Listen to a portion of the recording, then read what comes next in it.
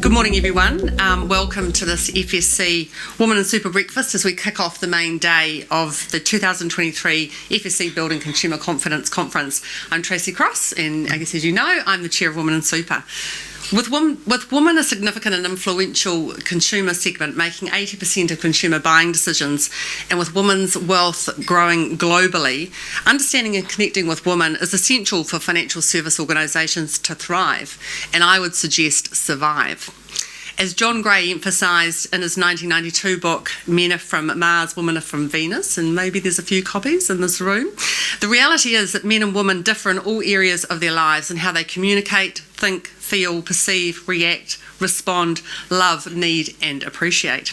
With this in mind, and even recently seeing an example where, in our view, a women's financial literacy campaign was dumbed down by media's use of piggy bank images, the little female putting the penny in the piggy bank, we want to take this opportunity to discuss how women can be better understood and supported by financial services organisations and their service providers.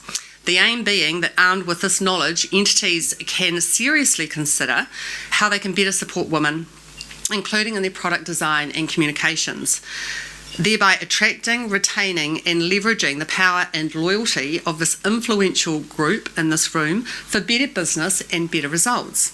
It's a no-brainer. This session's not intended on focusing on the current challenges facing women, which I know you all know well, including those relating to pay gender gap, financial literacy and wellbeing. Instead, our esteemed panel will raise awareness as to how industry can better connect with women, what women want, sounds like the movie, and why this is so important. If the leaders of your organisation are not here in this room with us this morning, I really hope that you go back and you share the messages from our panel with them. It's really important that we get the messages out there, and we would love to see them at the next breakfast. So on that note, before I hand over to my fabulous colleague on the Women's Super Committee, Prue of Shift, I just want to note and put in an apology from Evie Ashton, who is going to be our third panellist, who hasn't been able to join us this morning because of a family sort of situation. Evie would have absolutely loved to be here. I was involved with a wonderful panel in the briefing, and you're just in for a real treat, a very passionate and inspiring conversation, and we'll pick up and have a session with Evie moving forward in one of our next events. So I hope you enjoy. I hope there's lots of learnings, and I really emphasise take these messages back. So handing over to you, Prue. Thank you. So as Tracy said, I'm Prue Tyler, founder of Shift, and I'm on the board of Women in Super, and also on the DE&I committee of the FSC. So I'm really excited about the DE&I focus that we're bringing to the conference this year. And obviously this session's one of a number over the next 2 days. And really honoured to be facilitating this panel with Nat and Ange, who I just think are fantastic, and it's about a topic close to my heart and a bit of my own lived experience too through Shift, so really excited to kick it off. Nat, on my right, is a co-founder of Powrsuit. She caught the entrepreneurial bug at uni.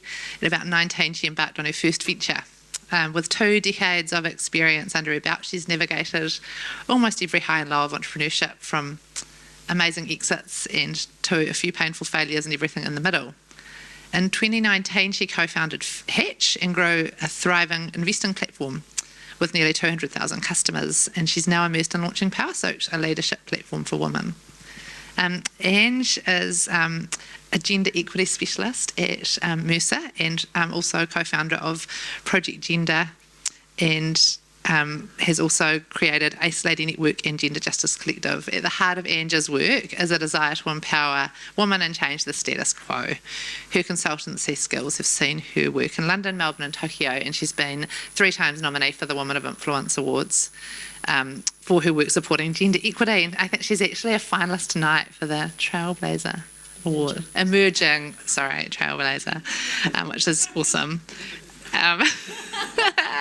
And in 2021, she developed and led Trade Careers, a project to get more women into the trades, and in 2022 launched The Table, and as we said, is the first gender equity specialist in Mercer, at Mercer New Zealand. So I think I'll start by, I'll pass to Nat to tell us a bit about your journey to setting up Powrsuit and what it would mean for the financial services industry if we had women in leadership, and then taking back over to the topic. So we exited Hatch in 2021, I believe, and we'd been part of maybe 4 or 5 years of incredible change when it came to women and people investing in New Zealand. So when we left, we were ready for the next challenge, and I say we being my co-founder Kristen and I. And we thought, let's stay in financial technology. We've got some superpowers now. We understand a little bit about the regulation and compliance that a lot of other tech people do not understand. So we got an opportunity to potentially work on a fund with a couple of incredible women. And what we thought, I know there's a million funds out there, but this one, the difference in this one was going to be that we would only invest in companies that had a woman CEO. And we were going to invest in publicly listed companies, and we had a couple very simple criteria, or so we thought. They had to have a certain valuation, and they had to have enough diversity on their board to be able to support the woman CEO, because research shows that without that support, women tend to not perform as well as those who are supported. Amazing. So we dug into that. We got the whole universe of companies on all the share markets in all the world, and that number was 157. And we realised at that point that we needed to close the gender leadership gap, had we not already realised it.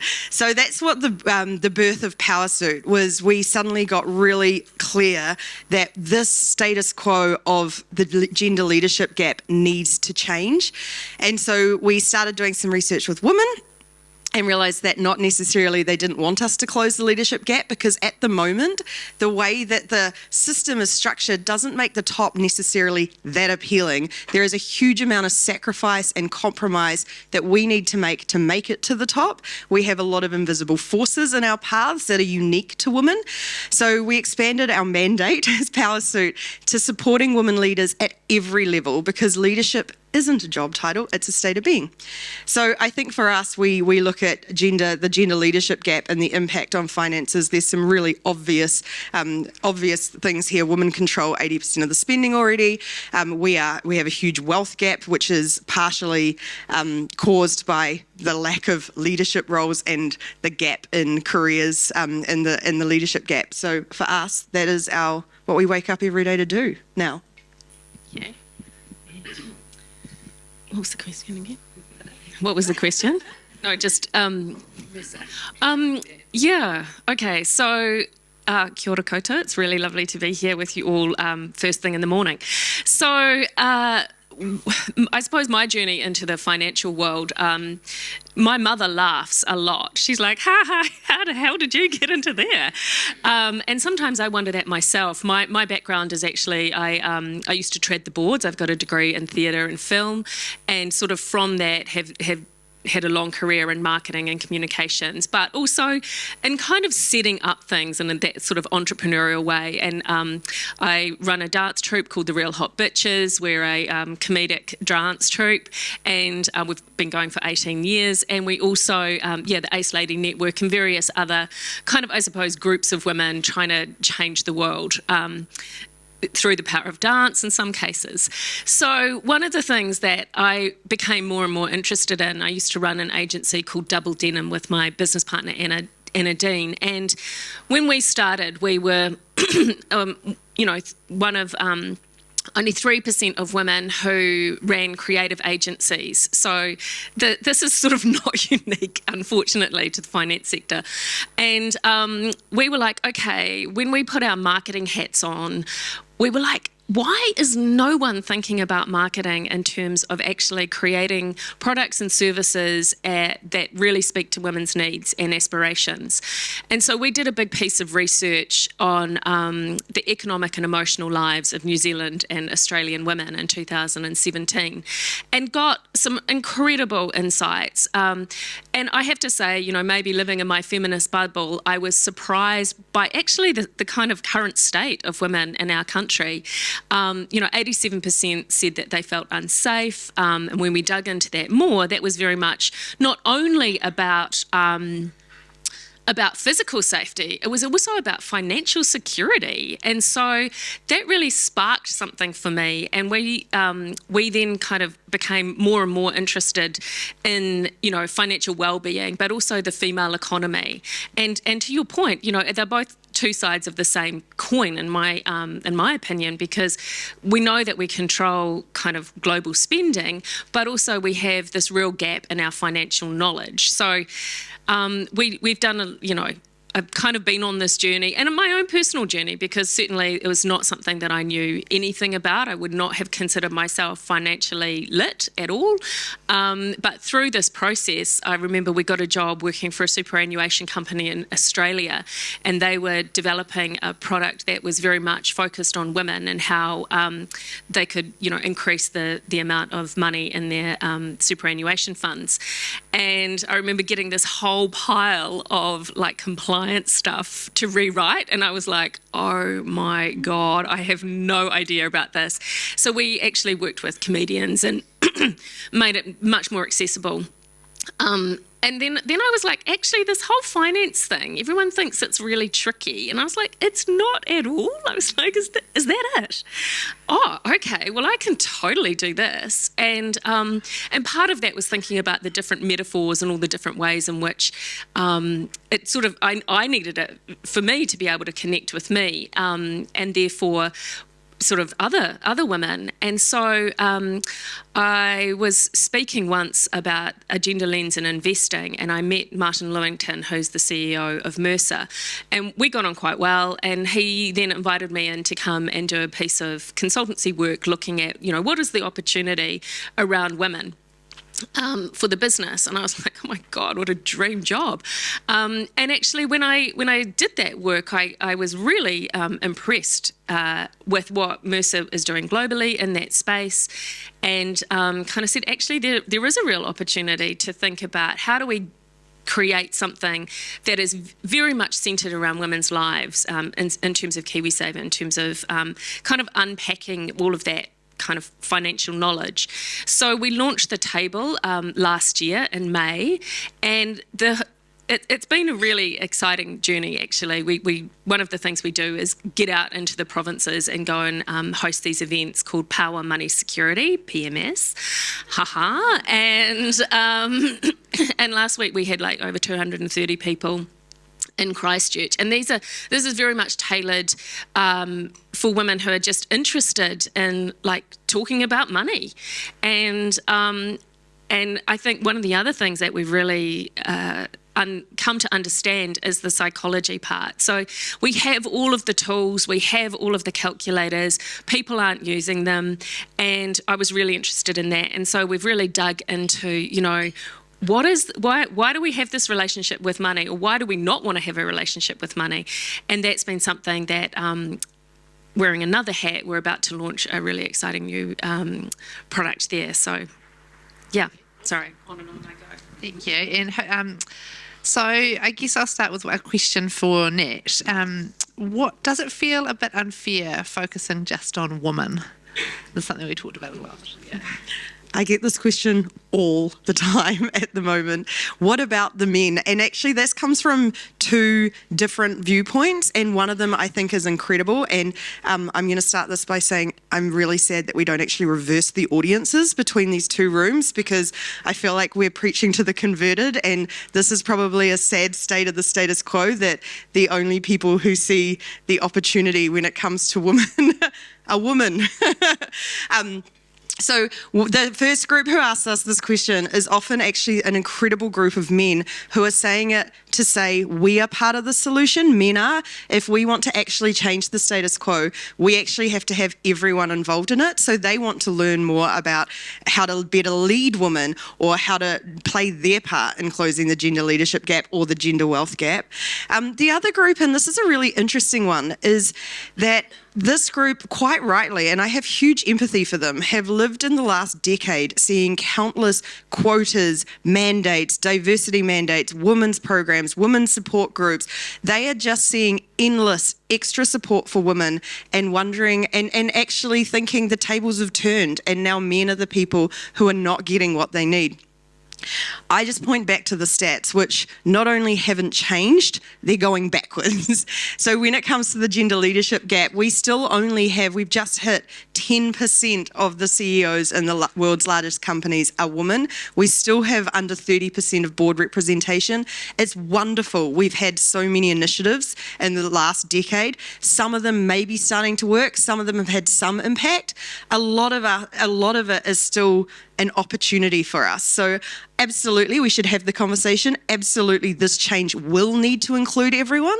And it would have, again, been really nice to see a couple more brave men in the room to have this conversation. Yeah.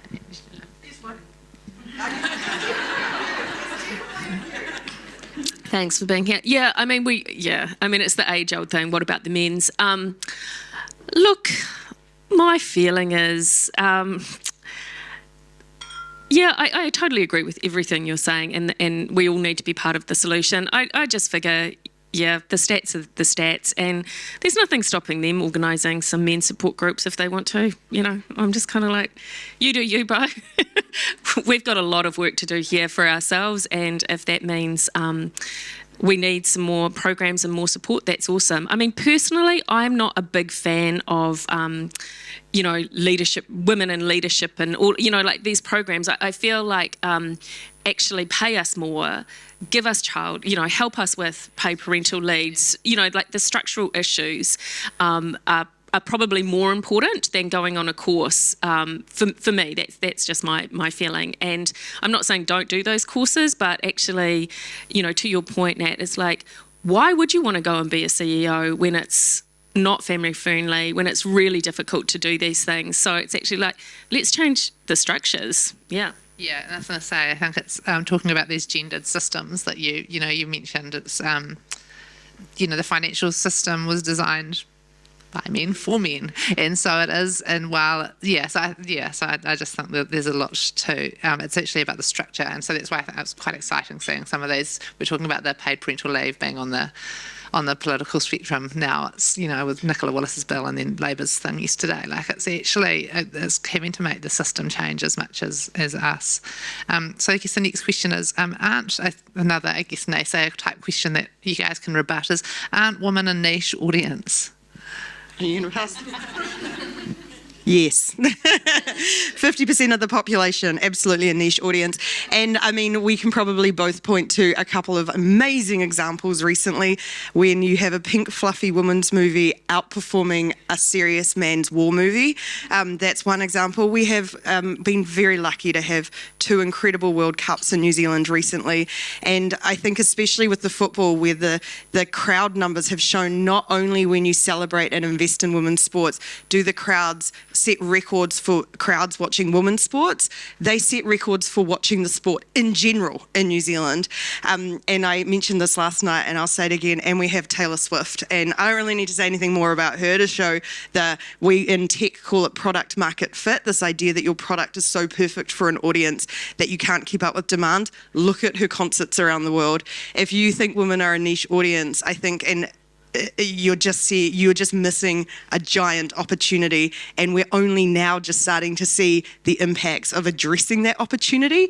And I think that's where the status quo can be really problematic, because when you don't see investment in these areas, it's very easy to think that there's no opportunity there.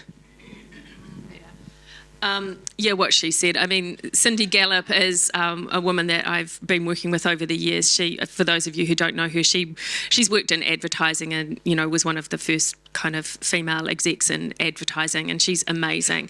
And she said there's a lot of money to be made in taking women seriously. And I mean, I'm always banging on about we're not a niche, we are the market. So I also think, when we apply it within the financial services world, some research came out in, I think, 2020 that actually showed there is billions of dollars to be made thinking about what are the products and services that would really benefit women in terms of insurance, in terms of, different banking products. We are far less likely to be given loans, all of those things, investment in, entrepreneurship, etc. It's like, just give us some cash and, we'll crack on and it'll be great.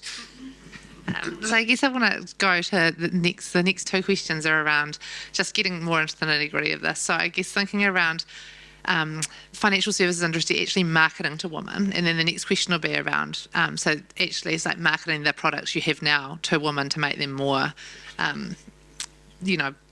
more relatable. And then the second question will be around actually designing products for women. So starting with marketing products to women, I did a bit of research on Monday night. I did a wee search of all of the PDS covers for the KiwiSaver schemes at the moment.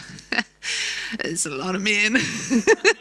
And there's also a lot of older couples hiking. But I think, and kayaking, some of them kayaking, family, like sort of romantic walks on the beach. But in Go BNZ, there's an Asian woman with a baby. I thought that was awesome, but honestly, it was actually quite interesting just seeing the reality of the marketing. Like, it's really male. But anyway, up to you. Yeah. The first question around marketing. Well, I suppose marketing 101 is always be really audience focused. And I always think about, who's this for? Will it surprise and delight them? Do they care? I mean, everybody is really, really busy. And so it's got to be something that stands out, that is interesting, and is actually it's worth their time. We, that research I talked about before, there were kind of 4 things that, when you're marketing to women, you really need to think about. It's like women want love. So they want to feel like whoever the brand is, that you actually care about them, So it's kind of like, how do you show that you love your customers? And I know everyone goes, please don't make me show that I love my customers. But actually, that's really, really important. The other one is time. Like, pretty much every single woman is time poor. And so make it like it's a break in their day. Think about that. I mean, maybe not reading a annual report might be a bit tricky, but hey, that's a challenge. I'd be up for it. The other one is connection. So this is probably the absolute top one. It's like, how do you connect with your customers? How do you do that in a way that is not bullshit? And this is something that I think it's really easy to be like, yeah, our customer service is really great. And then you have to go through like 30 different, pathways to get there. It's actually like, how do you connect with your customers in a way that is meaningful and in a way that they actually feel seen? Love, connection, time. And then the other one is it's very much about value for money. This is like absolutely one of the really key things. So I think often in the financial sector, we're talking about money, and then it gets really difficult for a lot of people who are super busy to understand like fee structures and all of that. And I understand we've got a lot of compliance, which is absolutely important, but it's like, how can you make that, how do you flip that around instead of it being, we're going to tell you about our fee structure? It's like, this is what our fees can do. Our fee structure does this for you. How do you actually like just constantly keep going, what about, like if I was reading this and I wasn't in the financial sector, would I understand this? Would it be something that is going to stop me in my tracks and go, hey, that's really interesting, I want to know more? So it's very much about audience first, audience first, audience first, audience first. And I agree, like let's move past the images of lovely people, grey hair, and I've got it so I can say it, sitting on a beach, looking out over the ocean. And the other thing I would just like to say is, within the financial sector and within our society, there are a lot of single women. And I think we really need to also think about, family structures and what they look like. And we don't necessarily need to have the traditional family setup. I think there's a really big opportunity there to think about, how do we create something that's actually going to really speak to that group of people, which is also, start with your audience. Start by asking women what they want to need, and believe me, they will tell you. On top of product market fit, in the tech world, we talk about first to market quite a lot. I'm sure that's something people have heard a lot about That's actually not the deal. It's actually first to customer. And when we started Hatch, there were already countless investing platforms on the market. So you could quite rightly think the problem is solved, but we still grew a customer base of almost 200,000 people in under 4 years. And there is a reason for that. What we do when we start a product is we go to the customers, and so we actually did hundreds of hours of research and broke down our customer base not by demographic information, because age and gender actually in finance is a thing, but age, location, all of that stuff doesn't matter.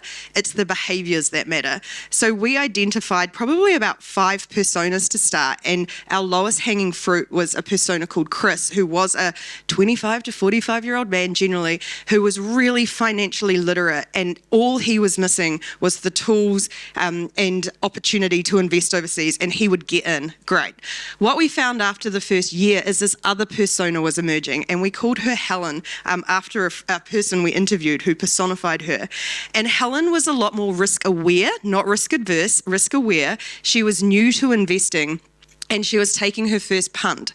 And what we found, and I think I see Caitlin over there, who is the person who set up our customer success team at Hatch. We had a whole range of things that we did for Helen's, including having an incredible group of people who were on hand to not just quickly get Helen off the phone or quickly answer her email, but to really, really support her with what she needed to be successful.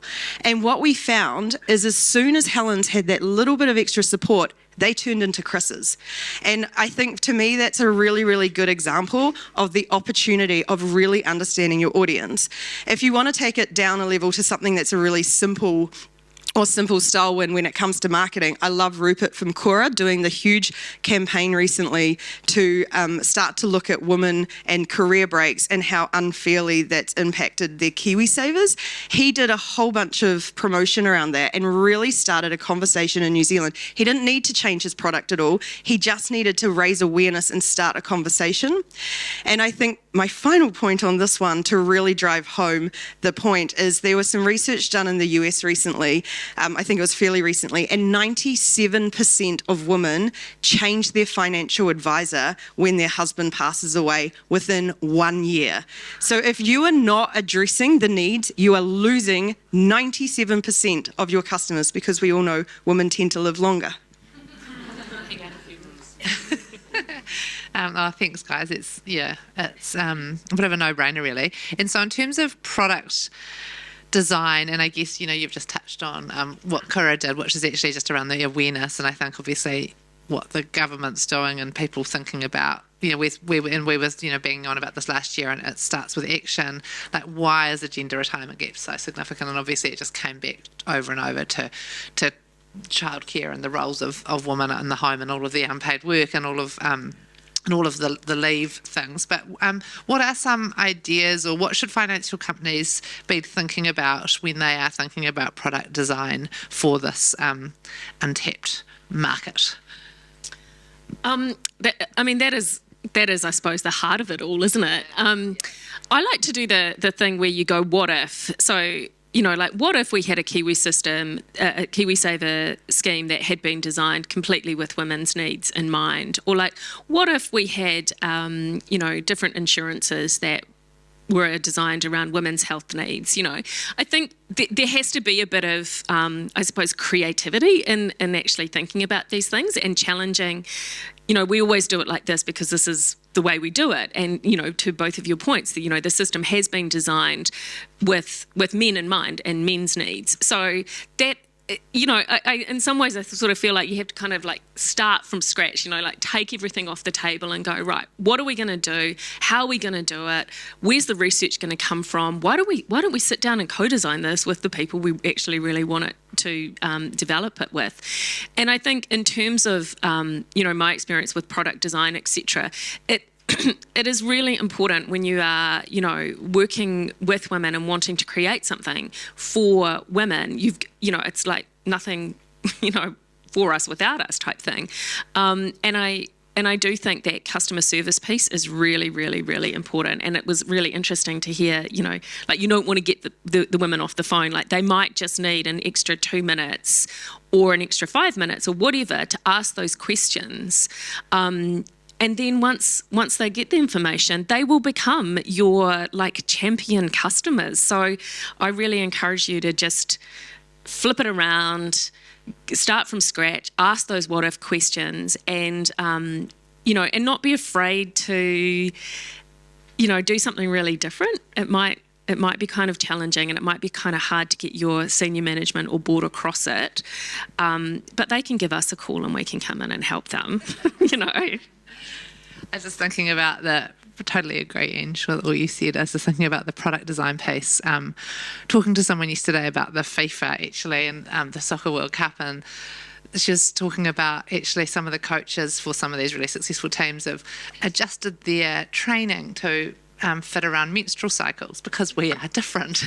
And she also mentioned, I don't know, there's some crazy statistic around how many female soccer players have ACL? Oh, yeah. ACL knee issues, and it's actually a lot of it is around our hips and the way our bodies are. And it was just really interesting. And then so adjusting again the training to try and minimise that. And I think it's kind of not that different to what we're talking about, is actually going, but what do they want and what do they need? And even this with my journey with Shift, being in a law firm, and just thinking, well, this is the way it's always been done. This is how we've always consumed legal services. But what if we could tap into that market of, senior female lawyers who they feel it doesn't work for them anymore, and try and make it work differently. So I do think it does apply across all sectors, this sort of pause and reflect, and, there can be an opportunity. I mean, I think Hatch is another great example again for this of had we built, and I think actually the retail investing revolution in general, the last 5 years, people think it's been all about adding more investment options for more people at a lower cost. It hasn't. That's fake news. It's actually been about reducing and removing the invisible barriers in the path of our customers. So I'll just take you through 4 examples of what we did at Hatch, and I think it is something that a lot of the new age investing platforms have done. Firstly, neither of us came from a finance background. You people love jargon. There is so much jargon in this industry. And when we first started and realized there was at least 3 terms just for share markets, I mean, it's ridiculous. So we changed all the jargon and turned it into plain English, because women are great communicators. We are used to talking about things. Putting in jargon is just a massive unnecessary barrier. When you are like trading shares, you're just shopping. Like it's the same as what we're used to doing. I don't know why, but I mean, I have some theories on it, that we introduced this like idea of a totally different concept when it doesn't exist. The second thing we did was create a user interface that was normal, which is much more like online shopping than it was like investing platforms, because shopping for shoes is the same thing as shopping for shares. You browse, you weigh up your different options, and then you buy. The interface doesn't need to have tiny words and lots of numbers and lots of graphs everywhere. For most investors and most people who are just interested in building wealth, all of that stuff is off-putting. So creating, we call it mental models, aligning with the mental models we already have of how we operate online. Again, such a simple way to change how we look at things. The third thing we did was create a free 10-day investing course that you could complete in 10 minutes a day. And that was deliberately designed for 2 reasons. One, we're busy. Do it on the train, do it on the bus, do it in bed. It's 10 minutes. The second reason that we created that was to change our idea of how hard it is to invest, because when we're watching The Wolf of Wall Street and when we're looking around at all these men in fancy suits and Rolexes, you think this is like a huge thing that we need to spend years and years learning. And when you learn, you can learn the basics in just 10 days. It totally transforms how you think about money. And then the last thing we did, which we launched in the first lockdown, is Kristen, my co-founder, and I did a wine and wealth webinar, and we do them every month. And we would sit down, and we actually ended up collaborating with wine companies, where 2 of us who looked nothing like your stereotypical investor would sit in front of a live audience and talk about money. And I think there's a lot of incredible ways that that's coming out now, where it's just like changing how we talk about money, talking about it, and having an engaged audience who are asking questions, who are having a joke around, and just completely really looking at money differently and saying, this is also how it could look. It doesn't have to look this other way. So 4 straightforward examples that anyone can copy, because it's these are not crazy innovative things. They're just sort of basics, really. And I guess the next one comes to, I mean, you've kind of just destroyed this one as well with the myths, but what are one of the questions, no, sorry, not destroyed, but okay, money myths. Yeah, stop destroying the myths, but actually one of the questions was around, what are some of the common myths around women and money? And, are they, and I think they're myths, but they're actually built into how we market. So I guess, I don't know if you guys got any comments on the myths. Yeah, I mean, I think, there are many, many myths. I think the other thing that I think is really interesting is, when we're talking about money and women and wealth building, it's really like we have to acknowledge the fact that there are so many barriers and there are so many ways in which women have been kind of, I suppose, sold a lie that we're not very good with money. And so that is a number one myth to absolutely bust. With Project Gender, we did a piece of research on single parents last year, and it was incredible. But one of the things that came out of it was that these single parents are incredibly entrepreneurial because they have to be. And I was thinking about it as I was biking to this morning. I was like, actually, when we think about all of the barriers that are there that stop women from building their wealth, and yet we do, and all of the barriers that are there that stop us from actually kind of being able to, buy the products that we would love, and yet we do, and we're actually, we're working, we're doing really well in lots of ways. I was thinking, wouldn't it be amazing if we actually flipped all of that and said, women are incredibly entrepreneurial, if that was actually our mindset. And so we sort of busted this myth that we're terrible at saving, that we're frivolous spenders and that's all we do, and we buy money on shoes and clothes. It's like, well, yeah, we do, but we also control everything else in the house as well.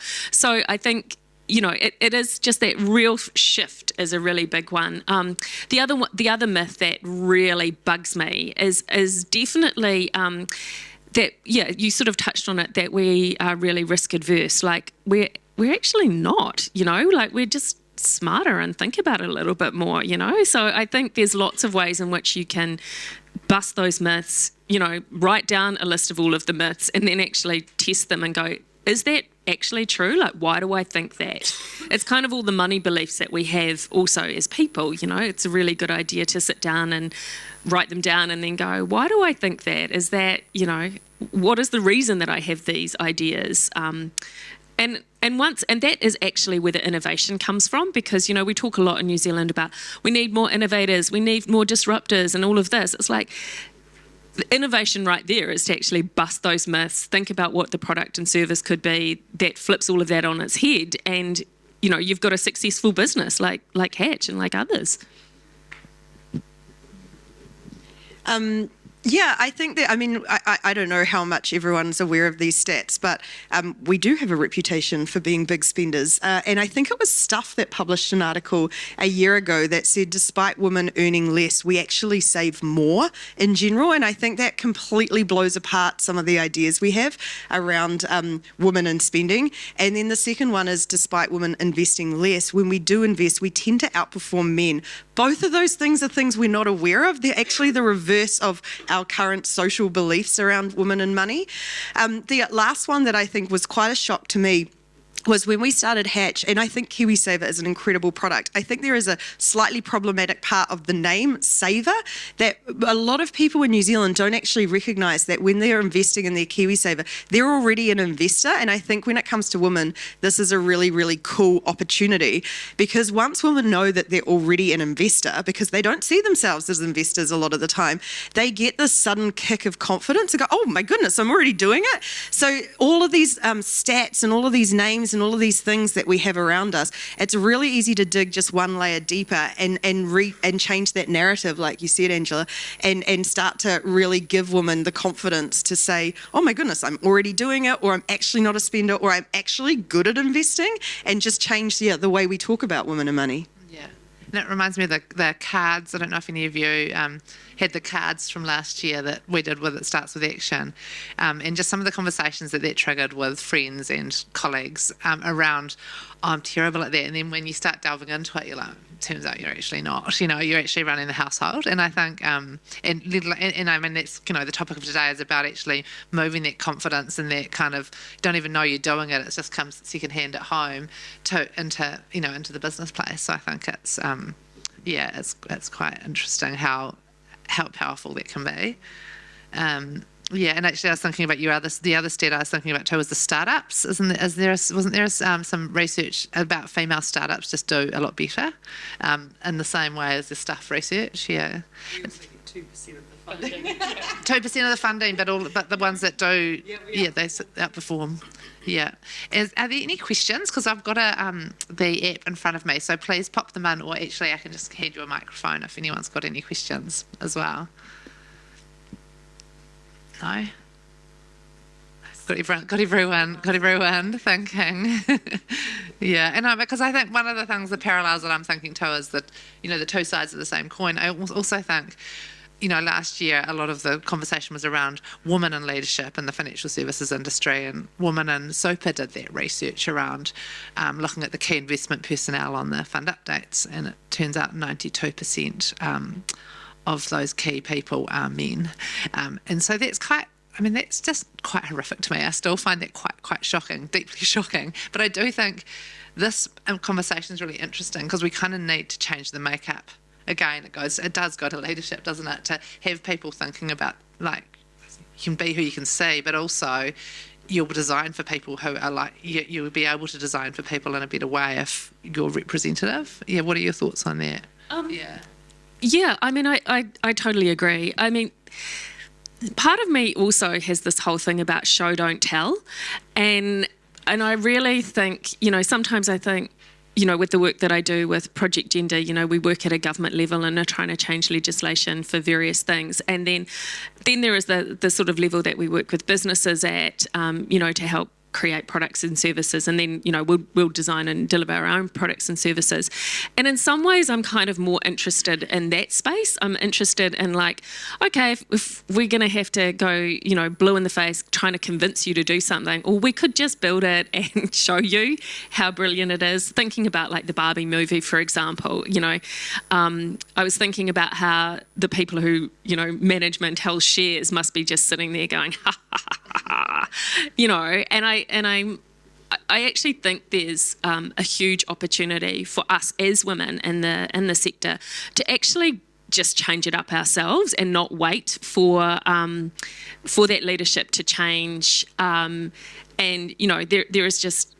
It's not to say that it's not really, really difficult. I get that. But I just think, imagine, or what if, like, all of these incredible women in the room, and, we can tell you what women want and need. What are the products, what are the services that you could create, knowing that if you get it right, you're gonna get it right, and you're probably gonna make a lot of money as well. I suppose for me that probably brings me to Powrsuit, and huge fans of the structural changes, and I think there's so many great things happening across the board. We don't want to wait for huge structural changes to kick in. So for us, the idea of Powrsuit was equipping women with the tools and confidence to navigate their careers on their terms, on our terms. And that means starting to put our hands up and get into these positions of power and influence. Doesn't need to be at the top. It could be at the top of a technical field. It could be having influence in culture at work. We actually have recognised that power and influence and leadership at all different stages, all different levels. So I think when we are talking about some of those stats around the people making the decisions, we actually can be influential at every level. We can start to learn to navigate how we have conversations, how we negotiate, how we put our hands up. And one of the examples that we've had recently, we have a podcast, and one of our first podcast episodes was on pay negotiation, which you'd think we've talked to death about. And I have had over 10 women personally tap me on the shoulder when I see them say, saying that was the first time after listening to that episode they ever negotiated their salary. The record at the moment was a $45,000 pay rise out of listening to that one podcast episode. So I think there is, as well as the huge structural changes that are coming and are being worked on, there is things that we think we can all do every day to start to influence and change the system from the inside, to take up more space, to be more visible, to have our ideas heard, to amplify each other's voices. So that's what we're like devoted to now. Yeah, I love that, and I think that's I just think about the my background in the legal industry. Like it's you've got to just change it up and start thinking about it. And it is what if they were remote? What if they were flexible? Jane, you had a question? Hi. Excuse me. Hello. I just want to do a little bug focusing on the language of the financial sector, which is a fairly interesting and serious barrier for women. As you know, we at the Retirement Commission, I'm the Retirement Commissioner, published a document earlier this year called DJ for the Money, after 18 months consultation with the whole of the sector, stress tested with the regulator, the whole damn shebang. We're trying to persuade the industry to use common terms instead of 6 ways to describe one thing. We didn't use the word shopping, I'll give you that. But I urge you to go to retirement.gov.nz, have a look at DJ getting money, and if your comms people or you yourself haven't started to use it, then please do. This is part of the gender breakdown from a sneaky inside bit. Awesome.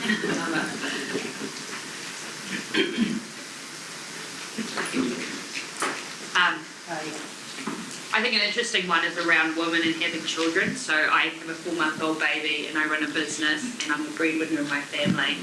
And prior to having my baby, I had a conference and heavily pregnant. And a lot of men came up to me and it was like I was having a death sentence, checking out.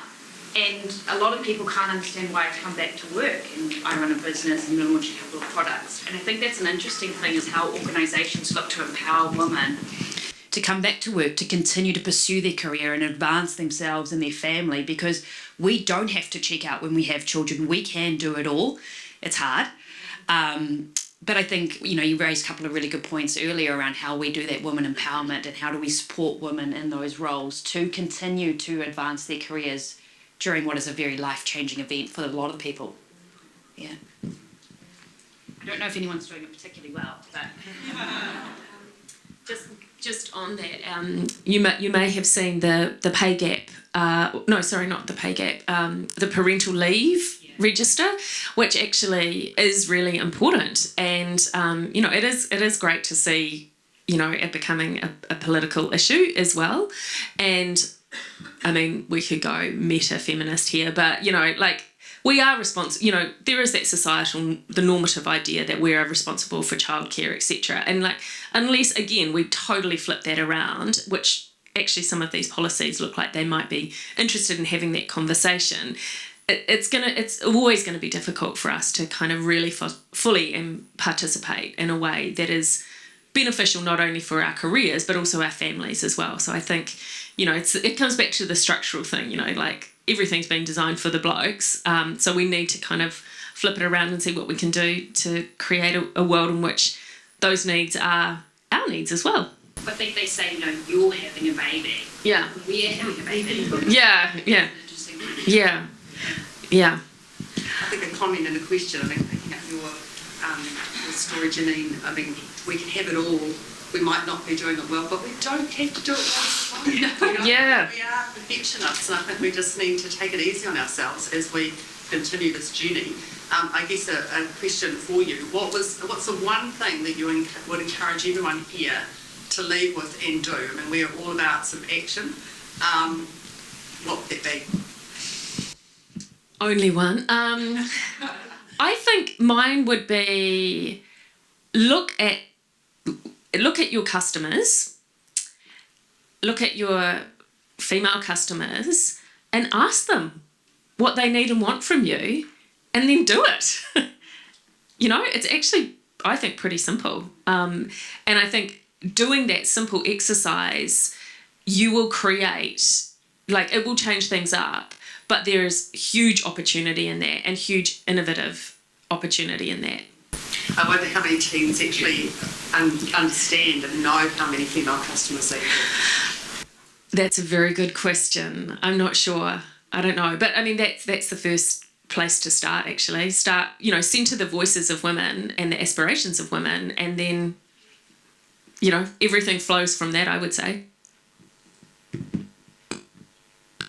I completely agree with you. So I'm going to take it down to the personal level. And I think one of the things we talk about a lot at Powrsuit is the value of a peer network. And women tend to have shallower networks. And the more that we connect and create relationships and connections between us and expand our networks, the more we can amplify each other's voices and have these conversations and start to influence. So if you don't already meet regularly with a group of people, please start to make it your friends, make it someone at work, start with 2 or 3 of you and actually talk about your careers and the things that are happening in your work, and really start to deliberately grow our networks and grow these conversations.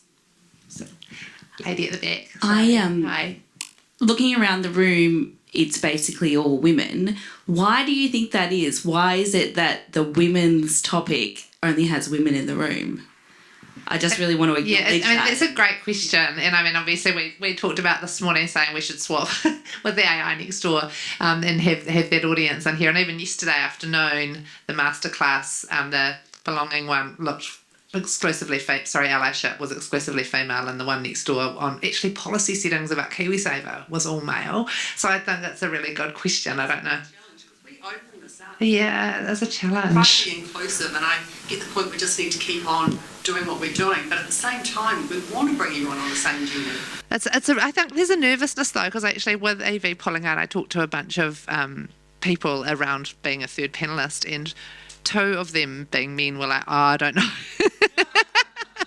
Not sure. He said, oh, that seems a bit intimidating. What do I know? I'm like, you know a lot. And actually, it's not about you knowing a lot. There's a lot to learn as well. So, it's the same problem every year. Maybe it's like actually you have to bring a man to one of these events, They get a special deal or something. Thanks, Prue. Just on that, it is on. Okay. On that question, I wonder if we defer to the marketers on stage about if the audience we want is men, how do we get them here? Yeah, I mean, 2-for-1 deal is always good. It is. It's thinking about that stuff. I mean, maybe another way of framing it is like find out who the biggest plain insight, who the biggest market is for your products. ... Don't even mention women in the title, We have a completely different title and just con them here. Yeah. I mean, it is interesting. Yeah, I mean that's the thing. It's like you want to grow your business, where this is the biggest audience for it. Get cracking, that type of thing. But yeah, I mean it is always tricky. It is. Yeah. I think it's. Yes, we've gone over time, so I think it's time to wrap up. But thanks so much, Ange and Jeanette, as well, for a fantastic conversation. I feel like I've learned a lot myself. And I think everyone go away with those 2. I think that the peer, the networks, I think it's a really important one. And Ange's too about just taking it back to what is it that women want. So hopefully we can, obviously we're all about action, so taking that away. So thanks so much, guys. Have we... Chris, have we got a gift for these guys? I thought. Yes, here we go. They were being delivered. They've been delivered. I was going to be here, so I have jumped on it. But yeah, they will be coming. Yeah, They're coming. but thank you.